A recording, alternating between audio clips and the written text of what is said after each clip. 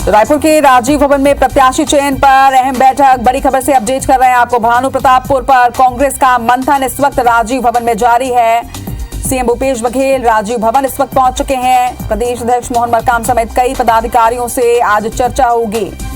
जरा जानकारी के साथ हमारे सहयोगी सौरभ सिंह परिहार फोन लाइन पर जुड़ गए हैं। सौरभ, आज चुनाव समिति की अहम बैठक होने जा रही है। क्या ये माना जाए कि आज प्रत्याशी के नाम पर अंतिम मोहर लगेगी? भानु प्रतापपुर में उपचुनाव हो रहे हैं। 5 दिसंबर को मतदान है और इससे पहले की कांग्रेस चुनाव समिति की एक बैठक जो है पिछले मंगलवार को हुई थी और आज ये दूसरी बैठक है। पहली बैठक में कुल 14 लोगों के नाम आए थे और जिसके बाद सर्वे कराया गया पीसीसी के द्वारा और उसके बाद अब 5 लोगों के नाम आए हैं और इस 5 लोगों में जो है अभी भी जो सावित्री मंडावी है, जो मनोज मंडावी की पत्नी है, उनका भी नाम अभी भी प्रमुखता से है। लेकिन 3 से 4 नाम ऐसे बार बार आ रहे हैं जो कहीं ना कहीं उस क्षेत्र में भानु प्रतापपुर में लगातार जो है कांग्रेस के लिए काम करते रहे हैं पिछले कई दशकों से। सौरभ, इस वक्त आपको रोकना चाहूंगी। इस वक्त पीसीसी चीफ मोहन मरकाम का एक अहम बयान सामने आया है, पहले वो भी आपको सुनवा देते हैं। आज प्रदेश चुनाव समिति की महत्वपूर्ण बैठक आयोजित की गई है जिसमें माननीय मुख्यमंत्री जी भी शामिल होंगे और आज जो भी नाम तय होंगे उसको हाईकमान के पास हम भेज देंगे। हाईकमान उन नामों पर विचार करके मुहर लगा के हम लोगों को सूचना मिल जाएगी और हम 16 या 17 तारीख को माननीय मुख्यमंत्री जी की उपस्थिति में नामांकन हम करेंगे।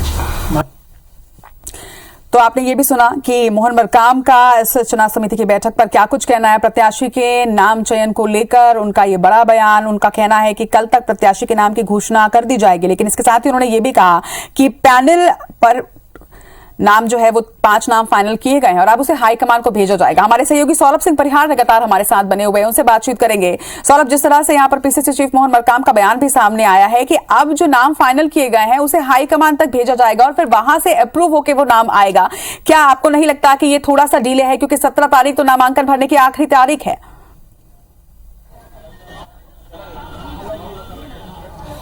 बिल्कुल सही कहा आपने, लेकिन दरअसल कांग्रेस यहाँ पर फूक फूक कर कदम रख रही है और 5वां उपचुनाव जीतने के लिए पूरी तरीके से तैयारी कर ली है। इसलिए प्रत्याशी चयन को लेकर बार बार बैठकें, बार बार जो है इस पर मंथन चल रहा है। और इससे पहले भी वहां के दावेदारों ने मुख्यमंत्री भूपेश बघेल से सीधे तौर पर पिछले दिनों मुलाकात की थी और कहा था कि दावेदारी जो सावित्री मंडावी का हो सकता है, लेकिन हमारी दावेदारी भी जो है यहाँ पर है। उसके बाद जो है लगातार हमने देखा कि 14 नाम आए, 14 नामों का सर्वे कराया गया, फिर शॉर्ट लिस्टिंग हुई, अब 5 नाम आए। उन्हीं 5 नामों पर जो है चर्चा हो रही है। अगर मैं नामों की बात बताऊं तो सबसे पहले तो सावित्री मंडावी, जो मनोज मंडावी की पत्नी है, उनका नाम प्रमुखता से है। उसके बाद दूसरा नाम वीरेश ठाकुर है। इसी तरीके से ठाकुर राम कश्यप, हेमंत ध्रुव और सुनाराम नेता है। तो समझा जा सकता है कि ये 4 नाम जो और आ रहे हैं सावित्री मंडावी के अलावा, वो सर्वे में आए तो समझा जा सकता है कि कहीं ना कहीं अगर इनको टिकट नहीं मिलती तो कांग्रेस के लिए थोड़ा असमंजस जरूर देखने को मिलेगा। हालांकि जब टिकट फाइनल हो जाएगा तो कहीं ना कहीं सामंजस्य की बात जरूर होगी, लेकिन इससे पहले की अभी ये बैठक जारी है और बैठक में आज तय कर लिया जाएगा कि कौन से नाम जो है आला कमान को भेजे जाने, जिस पर आला कमान जो है अंतिम निर्णय लेगा। लेकिन जो हमारी जानकारी के अनुसार है कि आज जो 5 नाम आए हैं, 14 में शॉर्ट लिस्टिंग 5 हुए, अब इस 5 में जो है बताया जा रहा है कि 2 नाम भेजे जाएंगे, जिस पर जो है एआईसीसी को आला कमान को निर्णय लेना है। और बता दें कि जो तैयारियां है वो जो है ग्राउंड स्तर पर कांग्रेस ने शुरू कर दी है। 17 तारीख को लास्ट जो है नामांकन की तिथि है, तो इससे पहले की संभव है कि जो है अगर 2 नाम भेजे जा रहे हैं तो उनको एक मैसेज भी हो सकता है कि संगठन के द्वारा दिया जा चुका होगा कि आप अपनी फॉर्म तैयारी रखें। अब देखना होगा कि किस तरीके से ये 2 में से किनका नाम फाइनल होता है। बिल्कुल सौरभ, इस मीटिंग के बाद तो ये नाम तय हो ही जाएंगे और हाईकमान से अप्रूव भी हो जाएगा। लेकिन सावित्री मंडावी के साथ साथ दूसरा नाम जो है वो, उस पर कोई जानकारी कि किसकी सबसे ज्यादा प्रबल दावेदारी नजर आ रही है इस वक्त?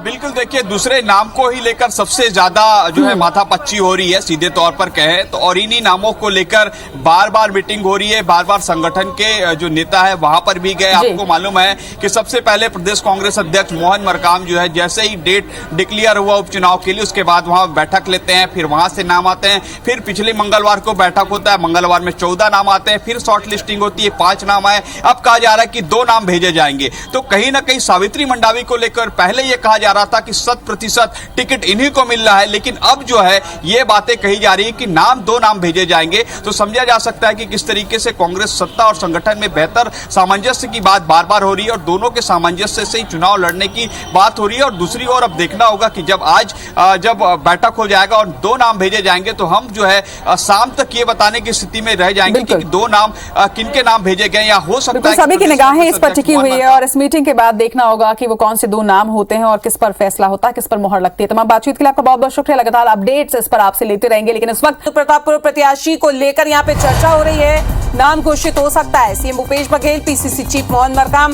बैठक में मौजूद हैं और इसके साथ ही समिति के अन्य सदस्य भी बैठक में मौजूद हैं। तो राजीव भवन में ये बैठक चल रही है जिसमें प्रत्याशियों के नाम पर मंथन किया जा रहा है और बहुत जल्द ही प्रत्याशी के नाम की घोषणा हो सकती है। पीसीसी चीफ मोहन मरकाम का बैठक से पहले बयान कि कल तक तय हो जाएगा प्रत्याशी का नाम, ये कहा उन्होंने। बैठक शुरू होने से पहले तो मंथन किया जा रहा है और किसके नाम पे मोहर लगेगी ये आज डिसाइड हो जाएगा, लेकिन नाम की घोषणा कल की जाएगी। रायपुर में कांग्रेस चुनाव समिति की बैठक शुरू हो चुकी है। राजीव भवन में प्रत्याशी चयन पर मंथन चल रहा है।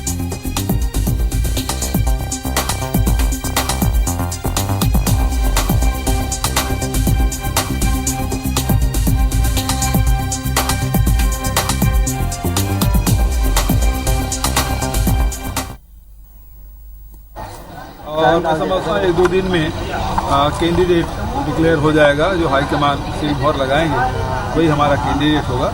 और दूसरा, चुनाव संचालन समिति के बारे में भी चर्चा हुई, जिसमें हमारे अब दोनों प्रभारी हैं। एक तरफ मंत्रिमंडल के हमारे प्रभारी अनिला भेड़िया जी हैं, वहाँ के प्रभारी मंत्री, और दूसरा पीयूष कोशरे जी वहाँ संगठन के तरफ से प्रभारी हैं। अब इनको जिम्मेदारी दी गई है वो कमेटी बना ले। एक तो जिला स्तर पर कमेटी बने, ब्लॉक स्तर की कमेटी बने और प्रदेश के चुनाव संचालन समिति, इन दोनों बनाएंगे। कितने नामों का वोट किया गया, कितने नामों? अब वो सब चीज़ें गोपनीय हैं। मोहन भागवत आए हुए हैं, मैं तो कभी उनको स्वागत कर दिया, और कुछ और करना है? बढ़िया स्वागत है, आए, अच्छी बात है। सर, वहाँ पे आदिवासी समाज के भी कई लोग प्रत्याशी बनने जा रहे हैं। ये कांग्रेस के लिए या भाजपा के लिए चुनौती नहीं होगी सर? देखिए, अभी जब तक के नामांकन न हो जाए और नामांकन के बाद कितने लोग फॉर्म भरे, उसके बाद स्क्रूटनी होती है, फिर नाम वापसी, और जब नाम वापसी हो जाएगी तब स्थिति स्पष्ट होगी। अभी तो केवल कौन भर रहा है कौन नहीं भर रहा है केवल कयास ही लगा सकते हैं, भरे तब पता चलता है। तो अभी जब तक कि नाम वापसी नहीं होगा तब तक कि इसके बारे में कुछ कहा नहीं जा सकता। आज बाल दिवस है, चाचा नेहरू की आज जयंती। महान स्वतंत्रता संग्राम सेनानी और भारत के विकास की नींव रखने वाले आधुनिक भारत के निर्माता पंडित जवाहरलाल नेहरू जी के आज जयंती है, जिसे हम बाल दिवस के रूप में मनाते हैं। उसके जो योगदान है, चाहे वो प्रजातंत्र के मूल्यों की स्थापित करने में हो, चाहे देश के विकास के जो मॉडल उन्होंने तैयार किया, शिक्षा और स्वास्थ्य के क्षेत्र में जो काम किया, और न केवल देश के बल्कि अंतर्राष्ट्रीय जगत में जो उनकी पैनी निगाह थी और पकड़ थी, वो बिरले ही नेताओं की रही है। और बड़े लेखक थे, बहुत सारे पत्र उनके हैं और बहुत सारी पुस्तकें, 100 से अधिक पुस्तकें उन्होंने लिखी, जो हम सब के लिए धरोहर है। और आज जो हमारे वर्तमान पीढ़ी है, नेहरू जी के पुस्तकों को पढ़ना चाहिए।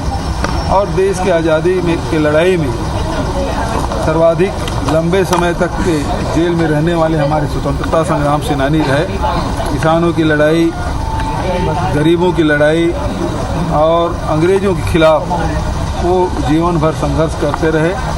तो एक देश के आज़ादी की लड़ाई में महात्मा गांधी के प्रमुख सलाहकार या उसके प्रमुख स्तंभ के रूप में जवाहरलाल नेहरू जी को जाना जाता है और आधुनिक भारत के निर्माता के रूप में उसके योगदान को कभी नहीं भुलाया जाता।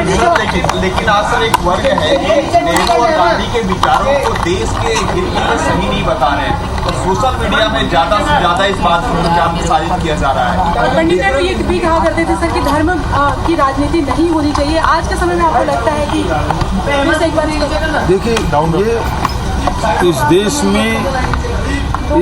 में के 6 दर्शन हैं, यहीं से उपजा है। बहुत सारे देश हैं जिसके पास कोई दर्शन नहीं है, लेकिन भारत एक ऐसा देश है जिसमें आधा दर्जन से अधिक दर्शन है, अनेक पंथ हैं, अनेक संप्रदाय हैं, अनेक जातियां, भाषा भाषी लोग हैं, और ऐसे में सबको सम्मान देना, सबको साथ में लेके चलना, और यही नीति आज़ादी के लड़ाई के समय रही है।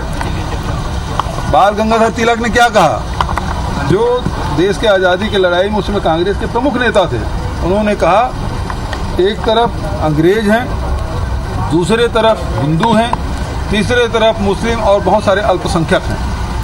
जब तक इन सबको एक लाइन में नहीं लाएंगे तब तक अंग्रेजों से लड़ाई नहीं लड़ी जा सकती।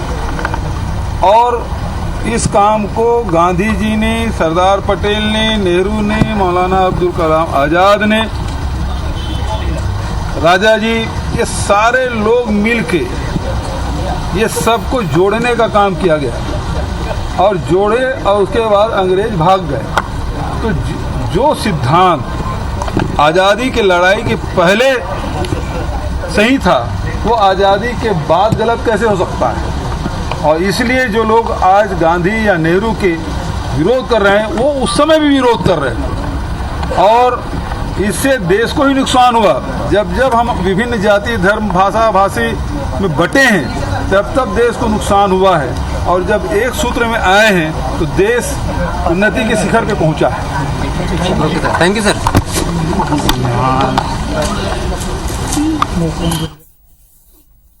तो इसी बीच बड़ी